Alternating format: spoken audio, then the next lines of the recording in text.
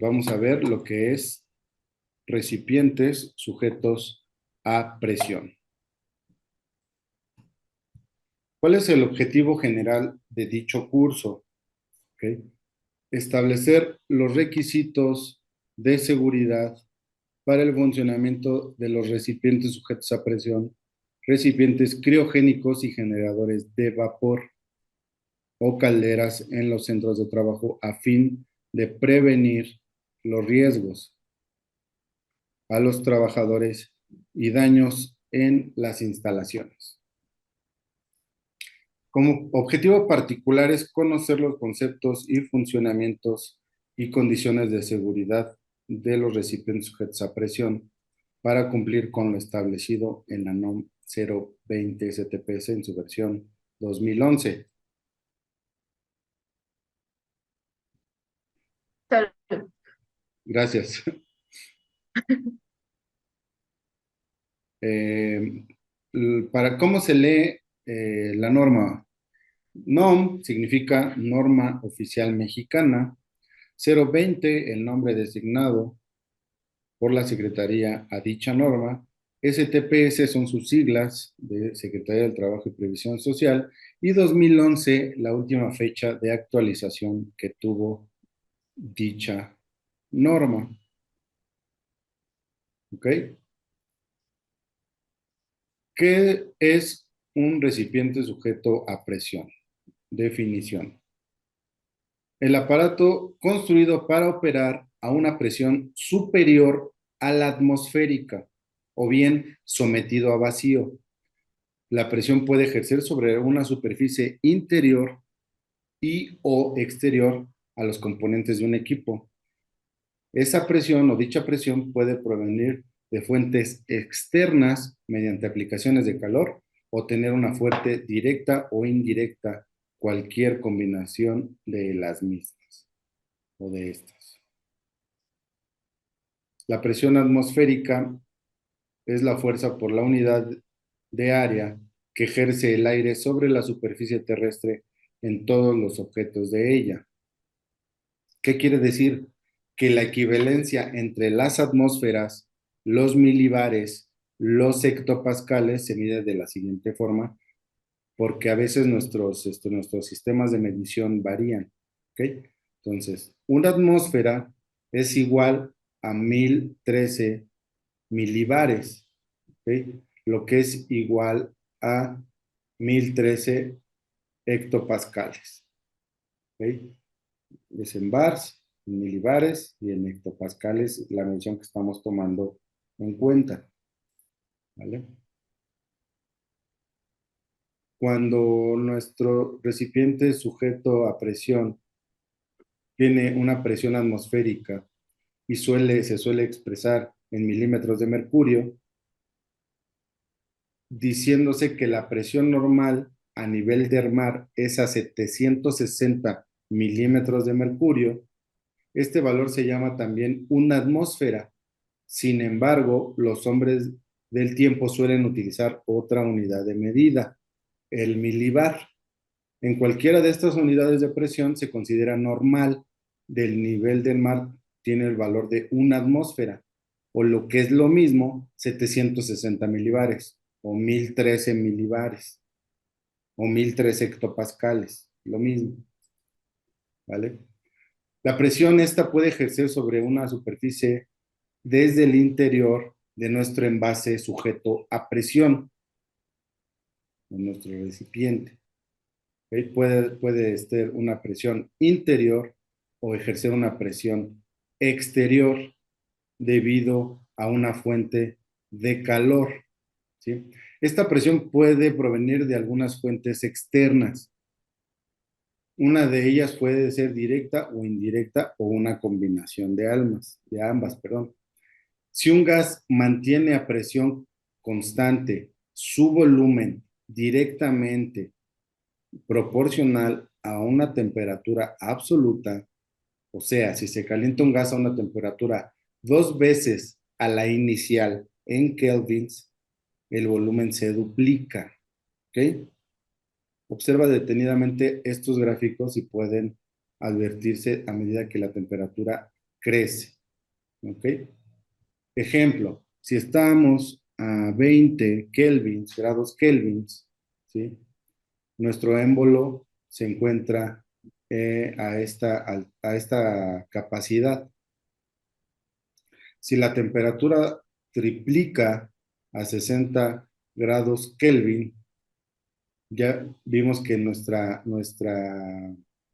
volumen en el recipiente sujeto a presión se triplicó. No se duplicó, se triplicó. ¿Okay? A mayor temperatura, mayor presión sostenida. Se ilustra en el video el siguiente, que ahorita vamos a ver a continuación, un tanque lleno de gas licuado, siendo calentado mediante una llama directa. Debido a la generación de gas, aumenta su presión dentro del recipiente, ¿sí? Al consumirse más y más, se pierde el efecto refrigerante que tienen los gases. ¿Okay? Vamos a verlo, por favor.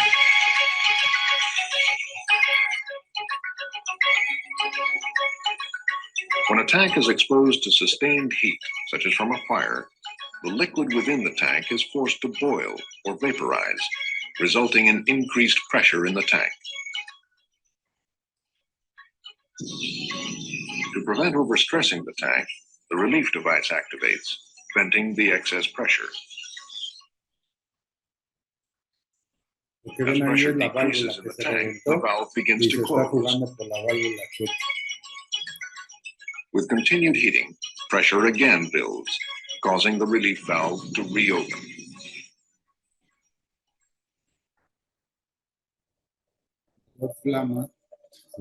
Where flames impinge on the tank below the liquid level, the liquid absorbs the heat, allowing the tank metal to remain at a safe temperature. With continued relief valve operation, the liquid level drops, exposing a greater area of the tank to the effects of heating. With the flames impinging on the vapor space of the tank, the temperature of the tank metal, uncooled by liquid, rises. At some point, due to the vapor pressure from within, the tank metal begins to weaken, stretch, and eventually tear. As the tank comes apart, large quantities of both liquid and vapor are released in a powerful explosion.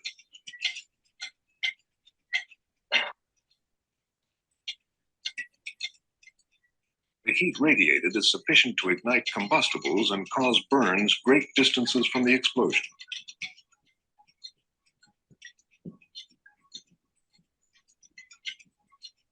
Tank sections containing rapidly igniting fuel can become flying missiles, traveling great distances, causing secondary fires and other damage.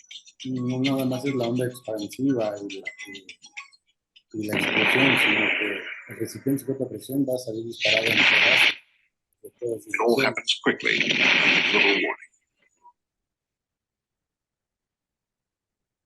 Por eso es tan importante tener en cuenta estas recomendaciones que nos dicta dicha norma, y vamos a comenzar por las obligaciones del patrón. ¿Okay? Clasificar los equipos instalados. ¿Okay? ¿Cómo los vamos a clasificar? Recipientes sujetos a presión. ¿Cuáles son? Aparato construido para operar a una presión superior a la atmosférica o sometido a alto vacío. La presión puede ejercerse sobre una superficie inferior o interior o exterior, componentes del equipo. Dicha presión puede provenir de fuentes externas, ¿ok? Eso es en cuanto a sujetos a presión. Recipientes criogénicos que contienen un flujo criogénico, puede ser como oxígeno, nitrógeno, argón, helio, hidrógeno, o bien gases concentrados o licuados, dióxido de carbono, óxido nítrico, entre otros, ¿ok? De doble pared con un tanque interior y uno exterior, en su caso, para almacenar a temperaturas tan bajas como menos 451 grados Fahrenheit o 232 Celsius, que es la conversión, no es lo mismo. Los contenedores tienen una amplia gama de tamaños desde cubetas de 1 litro para tanques de 100,000 galones, o sea, 378 litros. Entre los dos tanques se tiene un espacio anular con vacío y un material con propiedades de aislamiento para evitar la transferencia de calor por conducción, convección o radiación. Esto también lo vemos en el tema de combate contra incendios, ¿no? Desde el medio ambiente exterior hasta los gases, generadores de vapor o calderas. ¿Qué es una caldera? Un recipiente metálico cerrado destinado a producir vapor o calentar agua mediante la acción del calor a una temperatura superior a la del ambiente y una presión mayor a la atmosférica. Entonces, si quedamos que son a 1013 milibares, a 1013 hectopascales, entonces arriba de 1013, entonces es una atmósfera mayor. Y a la combinación de una caldera y un sobrecalentador se le conoce como generador de vapor. ¿Ok?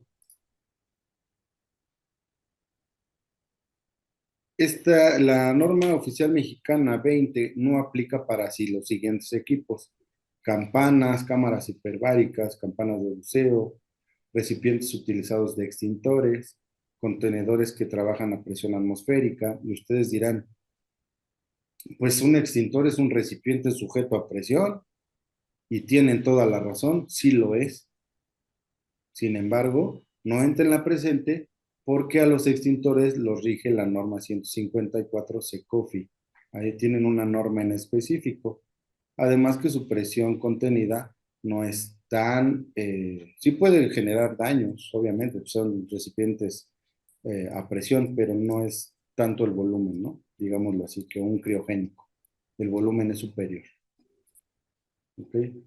Recipientes que trabajen interconectados en la misma línea, donde la presión de operación, es importante, presión de operación, se encuentra entre los 29 y los 196 kilopascales. Tuberías o cabezales de distribución que no utilicen acumuladores de fluidos y componentes juntas de expansión y conexiones. Recipientes portátiles que contengan gases comprimidos, accesorios presurizados y utilizados como componentes o mecanismos que sirvan para el mezclado, separación, aspersión y medición de filtrados o recipientes instalados en equipos móviles con sus sistemas de frenado no entran en la presente norma. A continuación, vamos a ver cómo se fabrican los tanques de gases comprimidos o cómo se hacen los tanques de gran capacidad.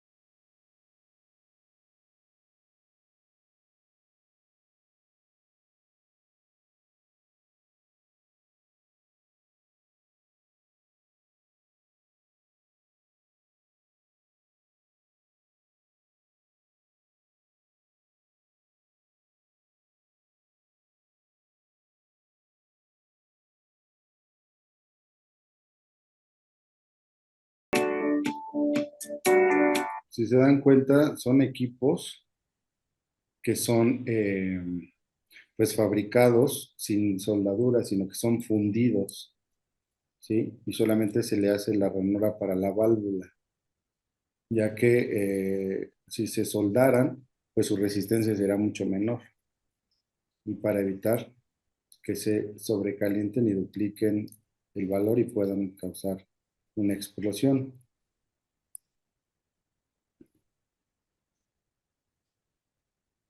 Este es un ejemplo de un recipiente criogénico. Este tanque suministra oxígeno en forma líquida, por lo que requiere un intercambiador de calor ambiental que provoque el cambio de estado a oxígeno a gaseoso por de manera de poder suministrar a la red centralizada de distribución. ¿Okay?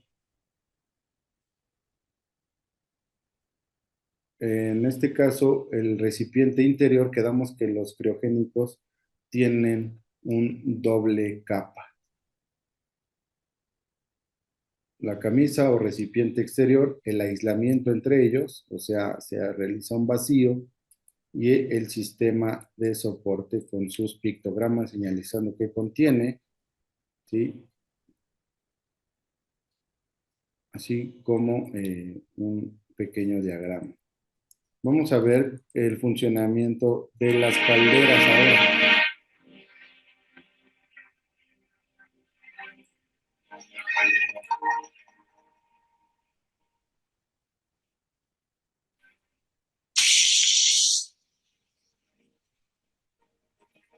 Vapor. Se necesita una gran cantidad de energía para convertir agua en vapor. Esa energía no se pierde, sino que es transportada en el vapor para ser liberada cuando el vapor se convierte de nuevo en agua. La energía se libera como calor.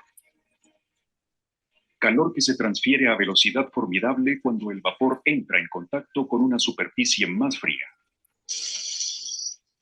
Sencillamente, el vapor es un conductor muy eficiente de energía de calefacción. Es versátil, seguro y completamente estéril. Un medio de energía verdaderamente moderno con un rendimiento capaz de satisfacer las demandas más exigentes de cualquier ramo industrial. El uso eficiente del vapor requiere de un control preciso, utilizando un equipo confiable fabricado por expertos. Expertos como los de Spirax Sarco.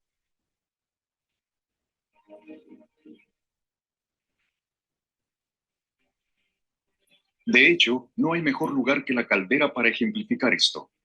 Es el corazón de todos los sistemas de vapor. Hasta hace poco, la necesidad de sistemas sofisticados de control para caldera no era del todo entendida. A menudo y equivocadamente, se pensaba que si el nivel del agua a través del cristal era calmo y estable, lo mismo podía decirse del movimiento del agua al interior de la caldera. Pero Spirax Sarco sabía que no era así.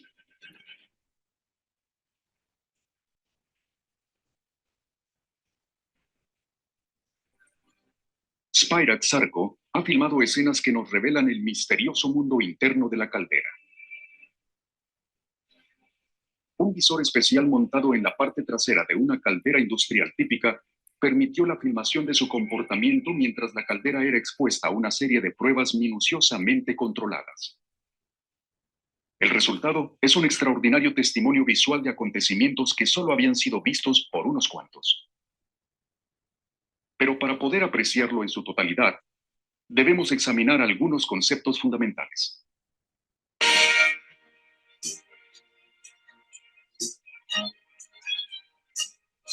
El principio fundamental detrás de la operación de una caldera es relativamente sencillo. El agua es calentada hasta su punto de ebullición y se produce vapor. Conforme se evapora el agua, su nivel baja y habrá que suministrar agua para mantener un nivel dado. El nivel del agua puede ser extremadamente sensible a cambios, como un aumento en la demanda de vapor.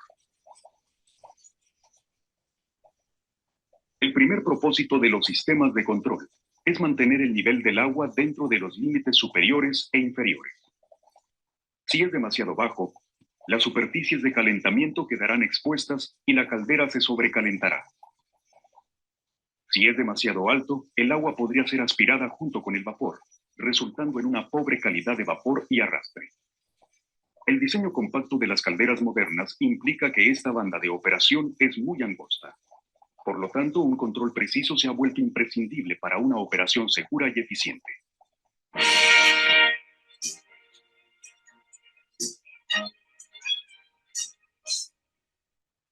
Para poder controlar el nivel del agua en una caldera, debe ante todo poder medirse. ¿Pero qué significa exactamente el término nivel del agua en estas condiciones? Aún con tasas bajas de generación de vapor, cuando las condiciones son de lo más estable, hay un movimiento considerable del agua y gran turbulencia. Al hablar de un nivel de agua inmóvil, es muy claro a lo que nos referimos. Sin embargo, al hervir el agua, las burbujas de vapor empiezan a ocupar un cierto espacio dentro del agua, ocasionando un aumento del nivel general, aunque la cantidad de agua en sí no ha cambiado. Entre más vigorosa se vuelve la ebullición, más aumenta el nivel. La superficie está casi toda formada de grandes burbujas que se revientan, pero el espesor de esta capa de burbujas puede variar según las circunstancias. Los cristales de nivel externos deben medir el nivel del agua en ebullición justo por debajo de la capa de burbujas, donde la proporción de agua a burbujas sea representativa del interior de la caldera. Y ese es el nivel que se ve a través del indicador de nivel. Para lograrlo, el indicador se conecta al agua de la caldera, pero es un punto libre de turbulencias y burbujas. Asimismo, las ondas de nivel instaladas en el interior de la caldera deben estar alojadas en protectores.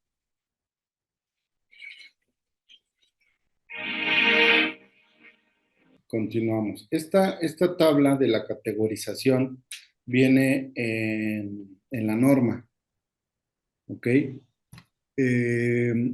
Vamos a categorizar por tipo de fluido, por presión contenida y por volumen, ¿ok? Categoría 1, agua, aire o fluido no peligroso. Categoría 2, agua, aire o fluido no peligroso, ¿sí? También puede haber una categoría 2 con fluido peligroso y categoría 3, peligroso, fluido peligroso y fluido peligroso. En cuanto a las presiones, no peligroso es menor o igual a 490 kilopascales, o sea, no supera una atmósfera. Volumen menor o igual a 0.5 metros cúbicos. De categoría 2, mayor a 490 kilopascales o menor o igual a 784, menor o igual a un metro cúbico. De categoría 3, peligroso, menor o igual a 686 kilopascales y mayor a un metro cúbico. Peligro mayor a 686 kilopascales y a cualquier volumen. Esta seguiría la categorización, ¿sí?, de cada recipiente sujeto a presión. ¿Okay? Esta tabla la podemos encontrar en la presente norma por si la requiere. ¿Okay? Categoría 2, menor o igual a un metro cúbico, o categoría 3, mayor a un metro cúbico. Categoría 2, los recipientes criogénicos que cuenten con un volumen mayor o igual a un metro cúbico. Y categoría 3, los recipientes criogénicos que cuenten con volumen mayor a un metro cúbico. En la categoría 2 y 3, generadores, en la 2, generadores de vapor o calderas que tengan una presión de calibración menor o igual a 490 kilopascales y una capacidad térmica, ¿sí?, de 1600.74 MHz. ¿Sí? Categoría 3, los generadores de vapor o calderas que tengan una presión de calibración menor o igual a 490 kilopascales o tengan una presión de calibración mayor a 490. Pues esta guía de referencia la podemos encontrar en en el punto 5.1 de la presente norma. 5.2. Contar con un listado actualizado de los equipos que se encuentren instalados en el centro de trabajo, de acuerdo con lo dispuesto en el capítulo 8 de la presente. El listado de los equipos que se encuentren instalados en el centro de trabajo deberán contener por lo menos lo siguiente: el nombre genérico del equipo, el número de serie o único de identificación o ID, la clave del equipo o número tag, clasificación que corresponda a cada equipo conforme al capítulo 7 de la presente, el o los fluidos manejados, la presión de calibración en su caso, capacidad volumétrica en el caso de recipientes sujetos a presión y recipientes criogénicos, y la capacidad térmica en caso de generadores de vapor o calderas. El área de ubicación del equipo, el número de dictamen o dictámenes con reporte de servicios emitido por una unidad de verificación cuando se trate de los equipos de clasificación 3 o número de control asignado por la Secretaría que refiere al numeral 16.5 de la presente norma, tratándose de equipos clasificados categoría 3. ¿Okay? Esto puede ser verificado o debe ser, mejor dicho, verificado por una unidad de verificación. Hay 3 tipos de unidades de verificación. De tipo A, la persona físico-moral acreditada y aprobada en los términos de la Ley de Metrología y Normalización para verificar el grado de cumplimiento de la presente mediante la emisión de un dictamen de evaluación de conformidad. ¿Ok? Unidad de verificación tipo B, la persona físico-moral acreditada y aprobada bajo los términos de la Ley Federal sobre Metrología y Normalización, constituida por el propio centro de trabajo y que forma parte integrante del mismo, con independencia de juicio, integridad en relación con sus actividades y sin conflicto de intereses, responsable de verificar el grado de cumplimiento con la presente norma mediante la emisión de un dictamen de evaluación de conformidad. Y una unidad de verificación tipo C, la persona física o moral acreditada y aprobado bajo los términos de la Ley Federal sobre Metrología y Normalización, que cuente con el personal para realizarlo de manera independiente. Servicios de elaboración y ejecución de validación de los requerimientos establecidos en la presente, la emisión de un reporte de servicios y la verificación del grado de cumplimiento de la norma mediante la emisión de un dictamen. Esta es una de las normas que nos obliga a tener un dictamen de verificación. ¿Okay? Disponer de cada expediente por equipo que esté instalado en nuestro centro de trabajo conforme a lo establecido en el capítulo 9, que nos dice, o a su letra dice, el expediente de cada uno de los equipos de categoría 1 que se encuentren instalados deberá de tener por lo menos nombre genérico, número de serie o ID o tag, ficha técnica del equipo, el o los fluidos manejados y tipo de riesgo, la presión de diseño, eso es muy importante, presión de diseño, presión de operación y presión de calibración, que no es lo mismo. ¿Okay? Las presiones de trabajo máximas permitidas, ¿sí? Y la capacidad volumétrica, temperaturas de diseño, de operación, ¿sí? Y registro de los resultados de las revisiones o mantenimientos efectuados, así como ubicación de dicho equipo. ¿Vale?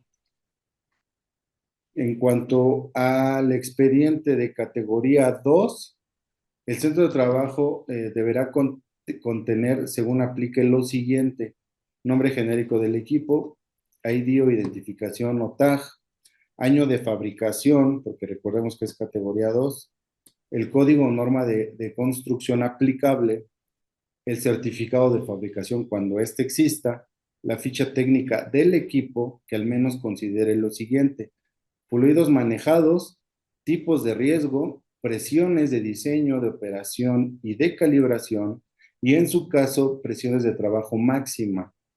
¿ok? Permitida y presiones de prueba hidrostática. La capacidad volumétrica en el caso de recipientes sujetos a presión y criogénicos y la capacidad térmica en caso de ser generadores de vapor y o calderas. Recordemos que en la categoría 2 hay ambas. Las temperaturas de operación de dichos equipos, así como la descripción grave de su operación y el registro de los resultados de las revisiones y mantenimientos efectuados y asentados en una bitácora, ¿sí? O documentados, registro de su última prueba a presión o examen no destructivo que se le practicaron a dichos equipos, así como el registro de las modificaciones y alteraciones efectuadas, el registro de las separaciones que implicaron soldadura, el dibujo plano, simple o documento del manual o del croquis de localización o layout de localización de los equipos móviles en la bitácora de ubicación.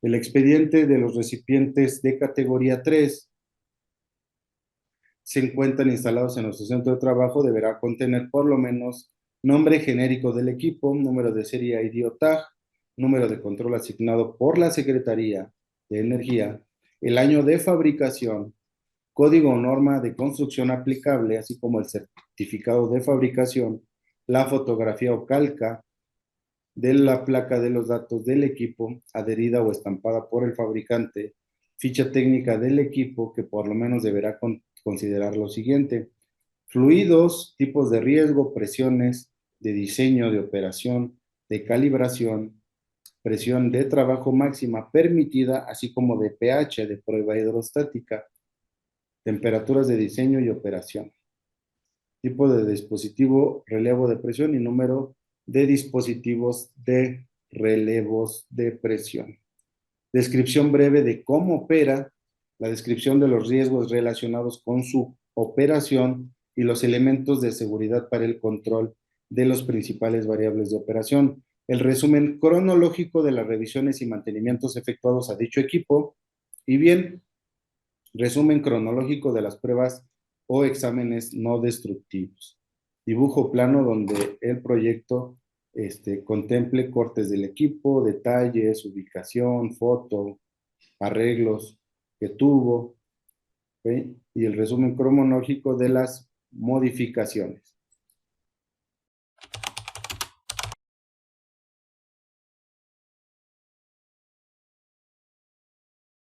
Los programas específicos de revisión y mantenimiento a los equipos, ¿sí? Los programas específicos de revisión y mantenimiento es totalmente importante para los clasificación 2 y 3. Deberán contener por lo menos fechas de ejecución, periodos de ejecución, tipo y la descripción de las actividades que se van a realizar. El nombre de él o los responsables, perdón, de la programación y ejecución de dichas actividades. Elaborar un programa de revisión, si es que se tiene, calibración de los instrumentos de control y dispositivos de relevo de presión, ya que si no se tienen correctamente calibrados, pues no tienen una correcta operación en base a lo que necesitamos. ¿Ok? Perdón. Me distraje. Contar y aplicar procedimientos de operación y revisión, mantenimientos de los equipos en idioma español. ¿Ok?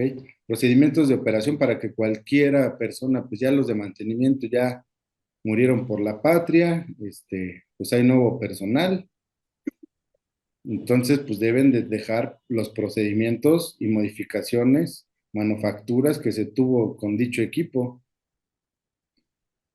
Deben de dejar un procedimiento para la operación y revisión de mantenimientos de los equipos, porque si no llega otra persona y dice, bueno, aquí este equipo, ¿qué onda? Ya hay una bitácora de los equipos clasificados y arranques y paros seguros y operaciones y mantenimientos y todo. Para la revisión de los equipos clasificación 1, y clasificación 2 y 3 deberá de estar el listado de verificación para la operación y mantenimiento del equipo.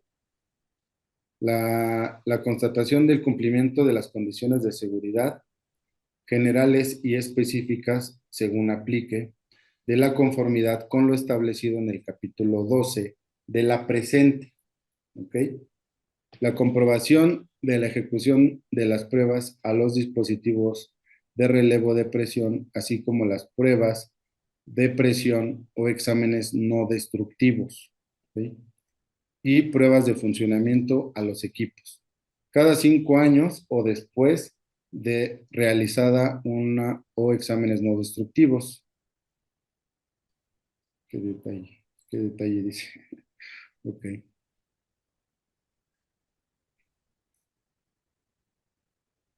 Em, Aquí, como podemos ver, pues todo se basa en la categorización. En base a ello, pues es los procedimientos. En base a la clasificación podemos ver los procedimientos, manuales, seguimiento, verificación, todo el protocolo que tenemos que llevar conforme a lo que nos dicta la presente. Por ejemplo, aquí en este apartado 11.3 para los mantenimientos, los de categoría 1, que es a lo que nos atañe, deberá contar con instrucciones de procedimientos. Para los equipos clasificados en categoría 2, manual de mantenimiento que considere por lo menos alcance del mantenimiento, o sea, hasta dónde puedo yo como mantenimiento meter la mano o ya necesito de un proveedor externo.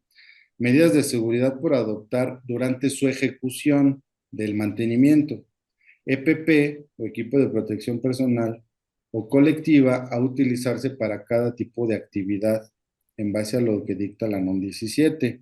Aparatos e instrumentos por utilizar y permisos de trabajo requeridos dependiendo dónde se encuentre este recipiente sujeto a presión.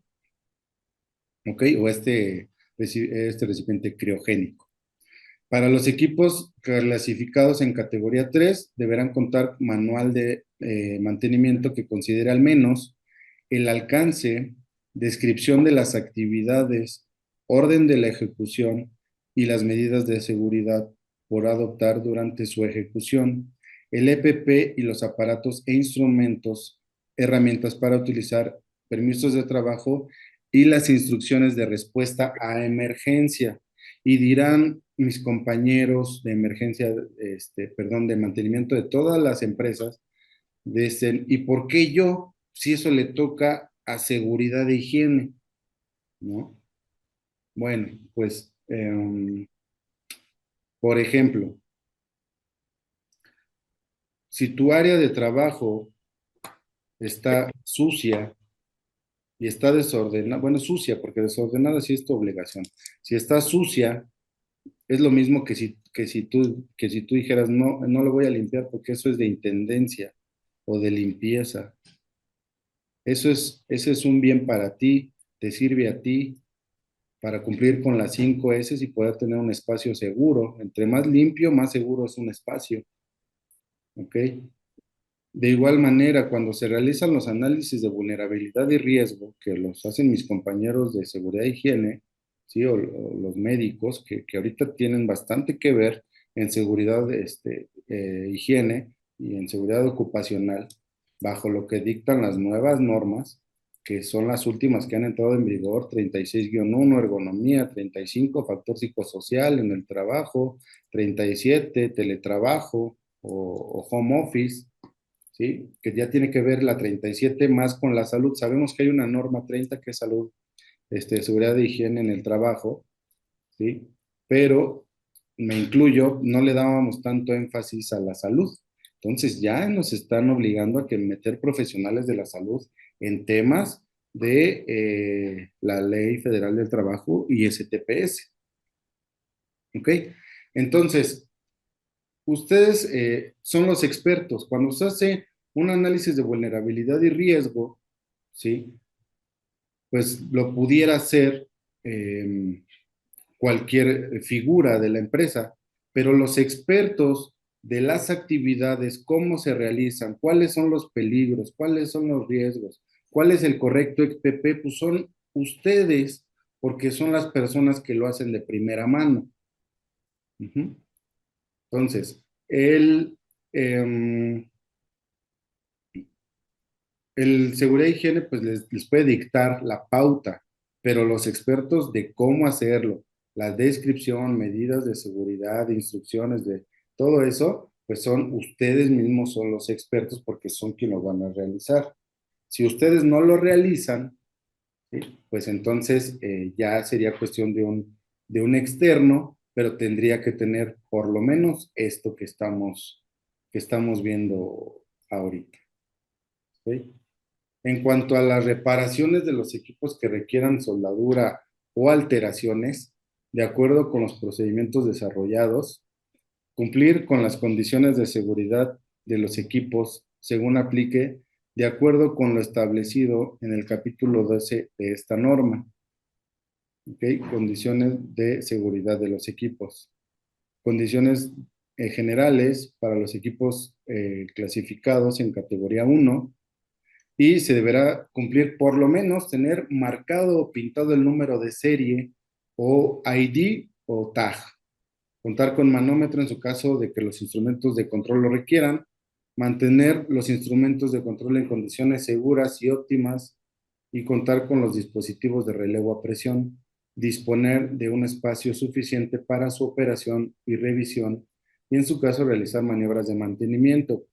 Eso hace mucho énfasis la presente norma porque de nada sirve que yo tenga un recipiente sujeto a presión que nada más ahí está, y ya pasaron 5 años y no se le ha hecho ninguna prueba no destructiva, ninguna prueba hidrostática, no se le ha hecho ningún, y ya pasaron 10 años y lo tuvieron que mover a un lugar donde está expuesto a la luz del sol y siempre lo llenan a más del 80% de su capacidad y bueno, ¿no? Entonces, cada situación que estoy mencionando, pues nos dicta o nos va a llevar a una situación de alto riesgo. Entonces, hace mayor énfasis, ¿por qué? Porque si yo tengo un recipiente sujeto a presión bien delimitado, en mi layout, con mi, este, sus mantenimientos al manómetro, pruebas no destructivas, su bitácora, su foto, su ubicación, cada cuándo se le hizo alguna modificación, quién le metió mano, quién autorizó, qué se le hizo, ¿no? Es lo mismo que la gente de eléctrico, de riesgo eléctrico, pues lo primero que deberías pedir pues es un layout, un diagrama, a dónde voy a meter la mano. Es lo mismo con los recipientes sujetos a presión, ¿ok? Porque pues al final de cuentas son fierros y los fierros pueden fallar. Dependen de nosotros si tenemos una capacidad reactiva, ¿sí? En pro de la prevención o ya somos del montón de mexicanos que ya que se murió el niño ya tapamos el pozo. Entonces, todo esto son medidas preventivas que si lo desean, pues pueden aplicar en su organización y es un bien para todos. No, si no lo haces, no garantiza que el día que suceda algo malo no estés presente o no estés cerca. ¿Sí? Entonces, pues es bastante importante. En cuanto a la clasificación de las categorías 1 y 3, tener marcado, perdón, 2 y 3, tener marcado o pintado número de serie de identificación, contar con protecciones físicas, por ejemplo, barreras perimetrales para cumplir con la NOM 20, o fosas en caso de ser sustancia química peligrosa, en caso de derrame, pues una fosa es bastante útil. Disponer el espacio requerido para la operación, ¿sí? Exámenes no destructivos, dimensiones mínimas que sean equivalentes a la del elemento que más espacio requiera, mamparas, quemadores u otros componentes a las maniobras consideradas en el mantenimiento y prueba a presión. Contar con elementos de protección física o aislamiento y para evitar riesgos a los trabajadores por contacto con temperaturas extremas. Estar señalizados para identificar los fluidos que contienen de conformidad con lo dispuesto en la norma 018 STPS en su versión 2000 y la NOM 26 STPS en su versión 2008, o bien la que la sustituya. Estar conectados siempre a una tierra física cuando se trate de equipos que contengan o manejen líquidos o gases inflamables, de acuerdo con lo previsto en la NOM 022 o la que la sustituya. Y le pregunto a los presentes, ¿por qué me pide que los equipos de líquidos o gases inflamables estén conectados a una tierra física? Mantener instrumentos de control en condiciones seguras de operación, contar con elementos que dirijan el desahogo de sus fluidos a través de dispositivos de relevación de presión acorde con los estados de los fluidos, gases o vapores líquidos, a lugares que no dañen a trabajadores ni al centro de trabajo conforme a lo que nos dicta la norma 03 de SECOFI o las que sustituyan, contar con medios de extinción en los equipos que contengan o manejen líquidos o gases inflamables a lo dispuesto en la norma 002 que nos dicta peligros y riesgos de incendio en los centros de trabajo. Estar sujetos a programas de revisión y mantenimiento, ¿ok? Como lo dispone en el diario oficial, segunda sección, disponer de hojas de datos de seguridad de los fluidos contenidos en los equipos sus recipientes sujetos a presión, conforme a lo dispuesto en la NOM 018, mantener las condiciones originales de diseño de los sistemas de calentamiento, comadores, combustibles, intercambiadores de calor, generadores de vapor, calderas, condiciones específicas para los recipientes sujetos a presión clasificados en categoría 2 y 3, se deberá cumplir con lo siguiente: contar con dispositivos de relevos a presión y elementos que controlen que la presión de operación, ¿sí?, sea menor o igual a la presión máxima de trabajo. Tener calibrados tus dispositivos de seguridad de acuerdo a lo previsto en el artículo, en el punto 14.1 de la presente, y contar con instrumentos de medición de presión y que el rango de medición se encuentre entre 1.5 y 4 veces la presión de operación. ¿Y cómo voy a saber que está a 1.5 o 4 veces la presión de operación si ni siquiera sé a qué presión opera? Primero tengo que identificar, ¿vale? Colocación de válvulas de cierre entre equipo y equipo, ¿sí? Dispositivos de relevos, conforme la norma 093 ECOFI, mantener al menos uno de los dispositivos de relevo en servicio cuando existan conexión a 3 vías y calibrar el primer dispositivo de relevo disco de ruptura o un valor inferior, segundo o último dispositivo de relevo. Para los recipientes criogénicos de categorización 2 y 3, cumplir con instalarse en el exterior de los locales sobre una base de concreto con cercas perimetrales. Evitar el almacenamiento de materiales y objetos ajenos a donde se instale. Permitir el acceso únicamente a personal capacitado y autorizado. Disponer de señalítica conforme a la NOM 26 STPS o la 030 GO y disponer de al menos 2 válvulas de relevo de presión. Mantener calibrada la primer válvula de seguridad a presión y diseño a una ruptura 10% arriba la presión de diseño. ¿Ok? 10% arriba la presión de diseño del fabricante. Tener los gasificadores exteriores al depósito anclados a la cimentación y contar con tuberías de conexión lo suficientemente flexibles para evitar riesgos de dilatación o de implosión o de explosión. Ya voy. Únicamente quiero terminar con esto. No sé si ustedes recuerdan el tema de que hubo por ahí un submarino que implosionó. que fue a ver al Titanic, se embarcó en una expedición, un submarino que no hizo caso de las reglas de presión, que la persona que lo diseñó dijo que eran exageraciones y dijo que pues hizo su submarino en base a lo que él creyó, no a las leyes que ya existen.